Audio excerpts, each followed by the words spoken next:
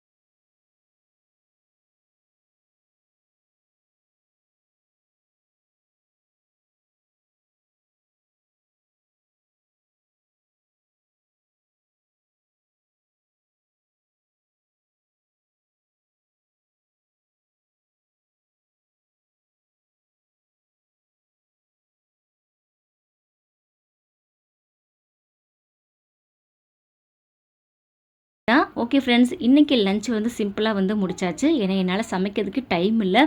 இந்த விளாக் உங்களுக்கு பிடிச்சிருந்தா மறக்காமல் லைக் பண்ணுங்கள், ஷேர் பண்ணுங்கள், கமெண்ட் பண்ணுங்கள். தேங்க்யூ.